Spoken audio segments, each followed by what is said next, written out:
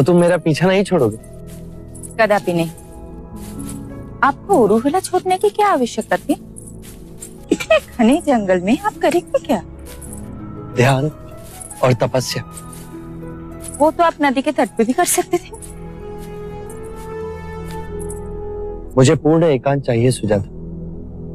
अब आप सबको मेरे लिए कष्ट उठाकर आने की आवश्यकता नहीं।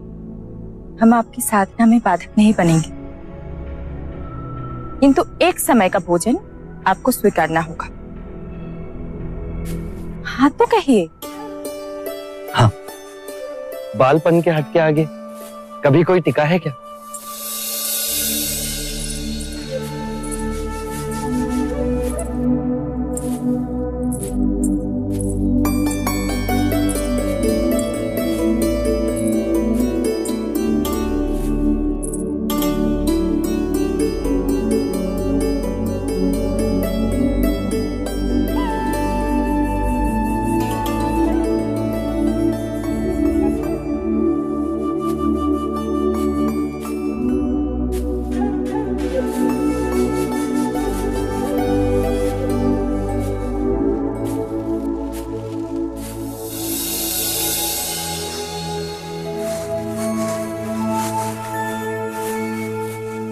यहाँ ना बैठे, यहाँ आपकी आंखों में धूप आएगी। साधना के लिए पूरब दिशा उत्तम। क्यों? पूरब से सूर्य उदय होता है। साधक इस दिशा को शुभ मानते हैं। अब आप लोग जाइए।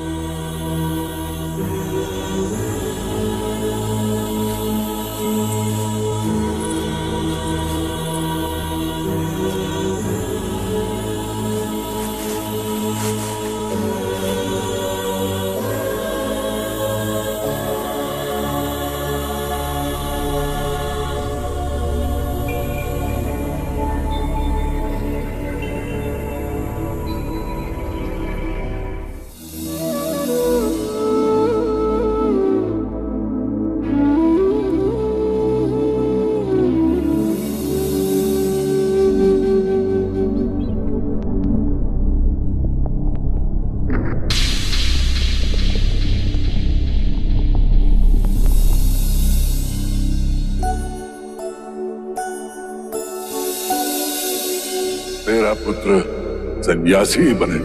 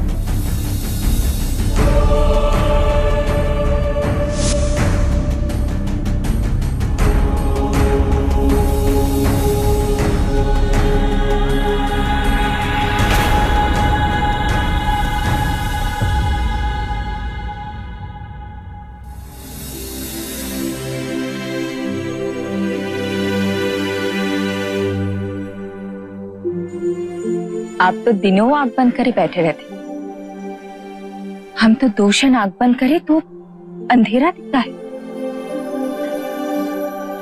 आपने क्या देखा? पूरा जीवन आंखों के सामने से निकल गया। ये पेड़ हर ऋतु में अपना रूप बदलते हैं। वर्षा के बाद हरे होते हैं, पतझड़ में पीले, और ग्रीष्म ऋतु में हर पत्ता सूखकर झड़ जाता है। उसी प्रकार हमारे जीवन में घटनाएं आती रहती, कोई सुखद तो कोई अति दुखद, पर स्थिर कुछ नहीं रहता। हर क्षण मन ही नहीं, शरीर भी बदलता रहता है। और जोगी महाराज, शरीर को भूख भी लगती है। हम आपके लिए खाना लाए, आप पहले कुछ खा लीजिए। मुझे कुछ छू कर गया। आसपास कुछ है? इसे भय कहते हैं।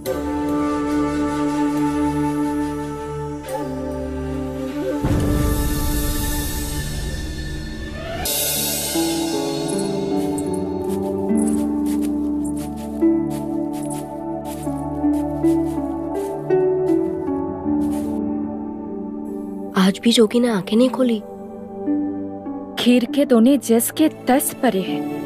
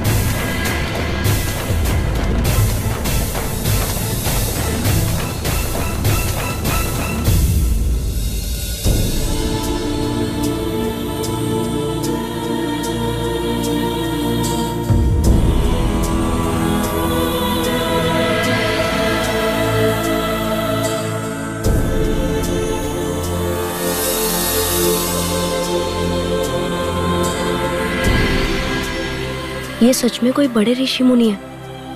सांप बिना डसे ही चला गया। देख तो कैसे पत्थर के हो गए हैं। ये अपनी आंखों से हमें नहीं, कुछ और ही देख रहे हैं, जो हम तुम जैसे सामान्य लोग नहीं देख सकते। अर्थात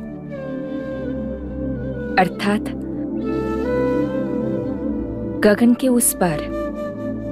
क्या पता कोई अद्भुत दुनिया हो।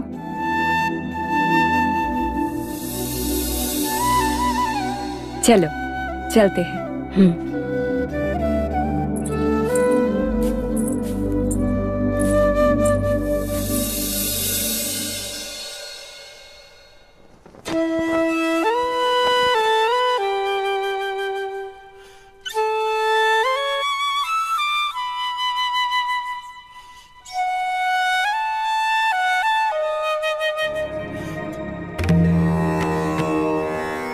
जाओ खेलो।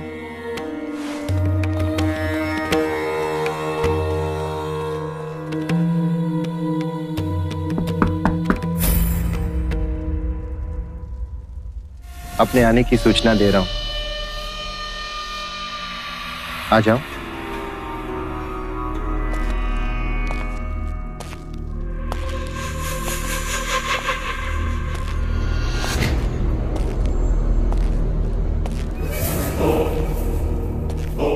गांधार से गहनों का व्यापारी आया था।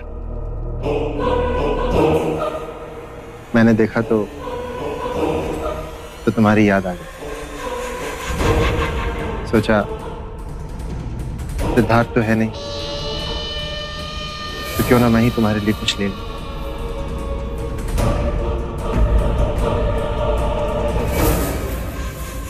ये हार तुम्हारे गले पे बहुत सजेगा। लो, उपहार है। तुम तो ऐसे देख रही हो जैसे कोई सांप दिख गया।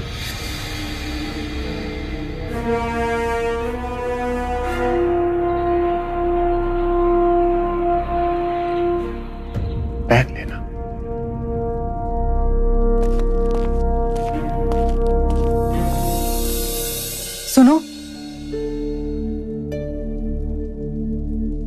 मेरी ओर से ये हार उपहार। और देवी, ये हार तो कुमार देवदत्त आपके लिए लेकर आए हैं। और मैंने तुम्हें दे दिया, इसे तुरंत उठा लो। शिवराज तुलसी की माला भी लाते तो वो मेरा गहना बनती, पर ये किसी विषैले सर्प के समान है।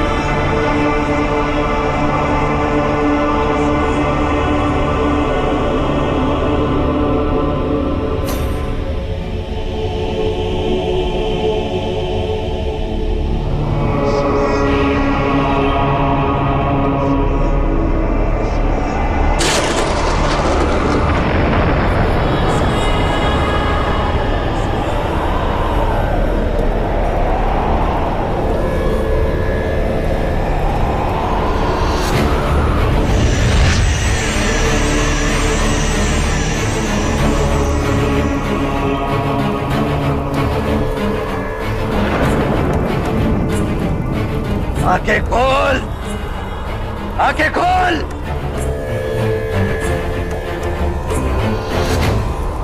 कौन हो तुम? लौकिक जगत में मुझे मारा कहते हैं, पर मैं तेरा ही रूप हूं। मैं भावनाएं हूं, पर तेरी।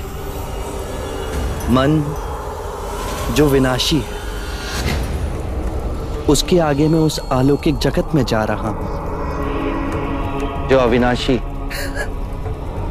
अब तो उस अलौकिक जगत में नहीं जा सकता। तेरे तप की सीमा आ गई है और अब उसके आगे तुम मुझे बांध नहीं पाओगे। मैं तुमसे मुक्त हो जाऊंगा। पर मुझसे विमुख हो क्या नहीं? काम, क्रोध, मद, लोभ, माया, ये मेरे अस्त्र हैं। पहले मुझसे युद्ध कर। नहीं, युद्ध से भावनाएं प्रबल होती हैं और फिर से यही भावनाएं इसी माया चक्र में फंसाती हैं। मैं इसी कर्म चक्र से परे जा रहा हूं। असंभव! जहां किसी काम का स्पर्श ना हो, जहां कोई माया उलझा ना सके, जहां कोई मोह बांध ना सके, जहां क्रोध जला ना सके। कामना, इच्छा, वासना, ये मेरी पुत्रियां हैं। पहले इनसे तो बच।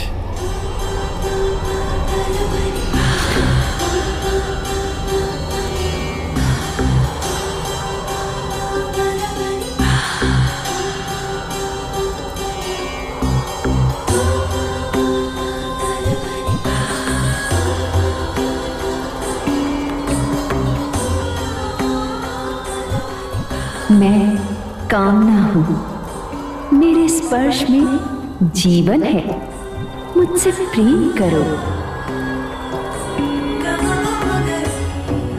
मैं वासना हूँ, मेरे फल में वो अनुभव है जिसके लिए मनुष्य तरसता है। मैं इच्छा हूँ, जीवन के समस्त सुखों का रस है मेरी मदिरा में, चखो इसे।